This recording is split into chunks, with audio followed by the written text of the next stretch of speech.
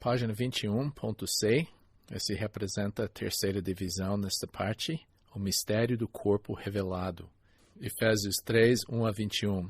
Por esta razão, ou esta causa, era o começo da sua oração, pela compreensão das verdades que apresentou no capítulo 2. Você pode ver que, versículo 14, ele colocou de novo por esta causa, por esta razão. Você pode ver que ele começou 3:1, por esta causa, eu, Paulo. Daí ele se interrompeu, descreveu a igreja, um pouco mais sobre a igreja, maravilhando no fato que ele foi escolhido para expor esta igreja. E daí em versículo 14 ele começou a oração. Por esta causa me ponho de joelhos diante do Pai. Então temos que entender que basicamente 3:1 até 13 são tipo parêntese. Paulo parando para maravilhar mais uma vez sobre a grandeza da igreja antes de orar pela nossa compreensão da igreja. Esse por esta causa é uma resposta do que ele descreveu no fim do 2 sobre a igreja. Então, esses fatos incentivaram ele a ir perante o Senhor para orar pela compreensão das pessoas que estavam lendo o livro, incluindo nós. Então, ele interrompeu a discussão para descrever mais sobre seu ministério em relação à igreja. Número 1, o pregador de mistério, Efésios 3, 1 a 4. Semente 15, Efésios 3, 1 a 4 e 7 a 8. O excelente líder entende que suas habilidades e posição vêm de Deus pela sua graça. A ênfase desse trecho é que Paulo não estava exaltando sua capacidade, mas lembrando da fonte da graça de Deus que capacitou ele para fazer esse ministério. Paulo continuamente se maravilhava sobre o fato de que Deus o escolheu para um ministério tão importante.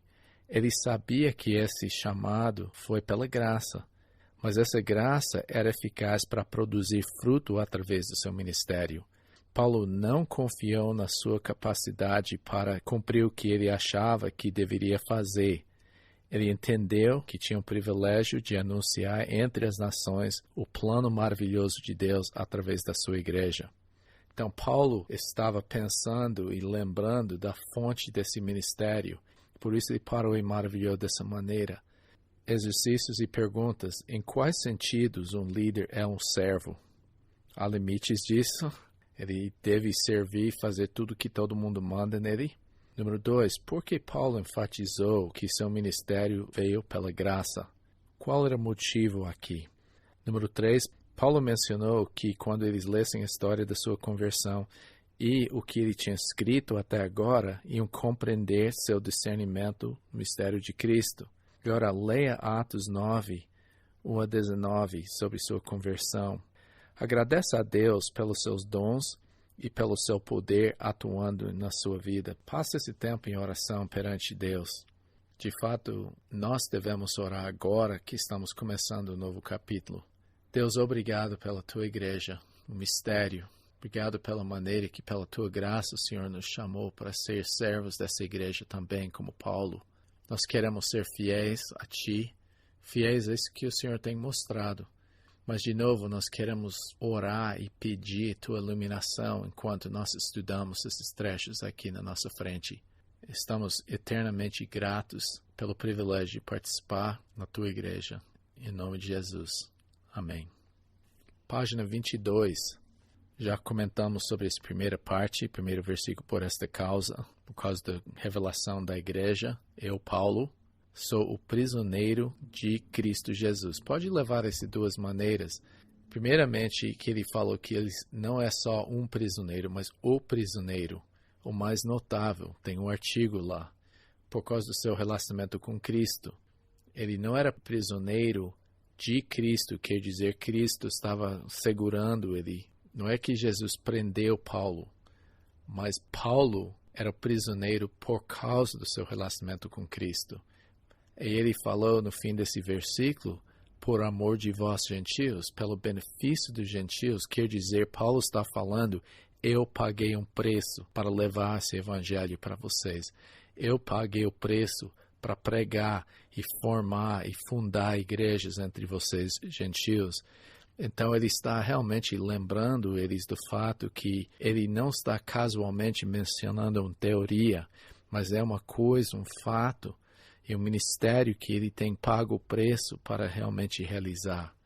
Ele também se descreveu aqui, se é que tendes ouvido a respeito da dispensação da graça a mim confiada para vós outros. Essa palavra dispensação é uma palavra oikonomos, quer dizer, é um mordomo, um escravo que é de muita confiança, que foi confiado pelo seu mestre para administrar seus bens, como José no Antigo Testamento estava. Era um escravo que tomava conta dos bens do seu mestre. Era um lugar de muita responsabilidade. Paulo presumiu que eles iam entender. Então ele está falando, vocês têm ouvido da minha salvação, e você tem ouvido como Deus me chamou. É difícil separar a salvação e chamado de Paulo para o ministério, porque até antes dele se converter, Ananias foi lá e falou para ele como ele ia sofrer pelo evangelho e como Deus tinha chamado ele para aparecer perante reis. Então, ele era mordomo de quê? Esse é um pouco difícil traduzir aqui. Ele fala a respeito da dispensação da graça de Deus, que me confiado para vós outros, quer dizer, ele era dispenseiro ou mordomo da graça de Deus, ou ele era mordomo pela graça de Deus, quer dizer, ele foi chamado a esse ministério de ser o dispenseiro do mistério de Deus pela graça. E eu creio que esse é o melhor jeito de entender isso. Claro que Paulo pregou a graça de Deus, ele era dispenseiro, o mordomo que pregava a palavra de Deus pela graça, mas especificamente aqui, ele era um dispenseiro ministro entre os gentios de anunciar a beleza da igreja, de fundar igrejas. Ele está focando a igreja aqui. Isso foi dado para ele, para o benefício dos gentios de novo. Paulo está simplesmente descrevendo o fato que ele foi chamado a esse ministério de pregar Cristo e fundar igrejas e expor a igreja para as pessoas pela graça. Em versículo 3, ponto C, imerecido. Ele reconheceu que seu ministério não era merecido. Ele fala em versículo 2 que esse mistério, essa dispensação era pela graça. Em versículo 7, ele também falou do qual foi constituído ministro conforme o dom da graça de Deus. Em versículo 8, ele também falou, a mim, o menor de todos os santos, me foi dado a esta graça de pregar aos gentios. Então, nota isso. É muito difícil entender se ele está falando o ministério do evangelho, do discipulado, ou de plantação de igrejas, mas Paulo viu tudo isso como juntos aqui. Mas ele não deixou de reconhecer que ele recebeu isso pela graça e ele não foi merecedor disso. Paulo reconhecia que recebeu a revelação do mistério pela graça. Foi para o benefício dos outros e não para seu próprio benefício. Ele se descreveu como apóstolo. Versículo 3, ele falou, uma revelação foi me dado a conhecer esse mistério. Quer dizer que ele está se colocando como apóstolo nisso. Ele falou esta palavra de, segundo uma revelação, me foi dado a conhecer o mistério. Revelação é apocalipsis, onde a gente pega a palavra apocalipse, e esta palavra aplica aos apóstolos. Deus não está revelando hoje, Ele está iluminando. Houve discernimento ou percepção espiritual aqui. A ideia que ele falou em versículo 4, que ele falou, pelo qual quando podes compreender o meu discernimento do mistério, o que entrou na cabeça foi uma iluminação de Deus, uma revelação de Deus para falar sobre esse mistério. Ele se descreveu como servo. Em versículo 7, ele fala, foi construído ministro. A palavra ministro traduz a palavra diáconos. Era uma coisa voluntária, era uma coisa de confiança, porque ele serviu a refeição do seu mestre. Então, Paulo reconheceu a importância de ser um servo. Eu fiz a pergunta, em qual sentido que um líder é um servo? Ele é um servo de Jesus Cristo, primeiramente, mas ele serve as outras pessoas em serviço do seu mestre Jesus Cristo. Um líder é para servir Deus primeiro. E daí, como resultado do seu serviço a Deus, ia servir e ministrar conforme o mandamento do Senhor. E também reconheceu que ele foi capacitado pelo Senhor. Em versículo 7, ele fala, do qual foi construído ministro conforme o dom da graça de Deus, a mim concedido segundo a força operante do seu poder. Em versículo 7, ele fala, o dom da graça a mim concedida segundo a força operante do seu poder. Esse segundo a força operante do seu poder traduz duas palavras gregas, conforme o energeo, o Espírito de Deus trabalhando dentro dele poderosamente do seu poder. Então, esse energeo e dunamis são combinados aqui. É o poder, a dunamis de Deus trabalhando dentro da sua vida que capacitou ele para o ministério. Então, a força operante é o poder de Deus que estava agindo na sua vida, energeo, e o poder é dunamis. Isso capacitou Paulo para compreender e proclamar sua mensagem. 8. A humildade, ele falou em versículo 8, a mim, imagina isso, o menor de todos os santos, a palavra elaxkitos, significa insignificante, é o micros, o menor de todos os santos. Nota, ele nem falou de todos os apóstolos, mas dos santos. Esta graça foi me dado para evangelizo, de pregar o evangelho às nações, os gentios. Daí ele falou, mas não era somente isso, mas as insondáveis riquezas de Cristo. Isso inclui tudo, incluindo a igreja. Mas Paulo estava maravilhado. Imagina eu, o mais insignificante de todos os santos. Deus realmente me escolheu, me capacitou pela sua graça para realmente pregar esse evangelho para essas pessoas. Ponto H, ele se descreveu como evangelista. Em 3:8, ele usou a palavra evangelizo, evangelizar, que ele falou que ele se viu como uma pessoa que ia anunciar as riquezas em Cristo para as pessoas se converter e ser incorporado dentro da sua igreja. Quer dizer, ser insondáveis é incompreensível, profundo demais para entender. É sempre nesse sentido.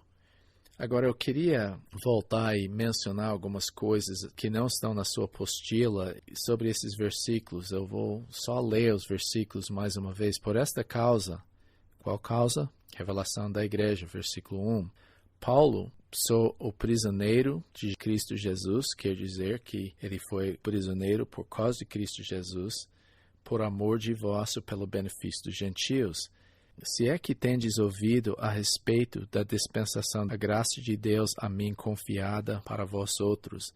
Esta coisa ele está presumindo aqui que eles já ouviram acerca disso. Já ouviram da maneira que ele chegou a Cristo e a maneira que Deus tinha trabalhado na sua vida.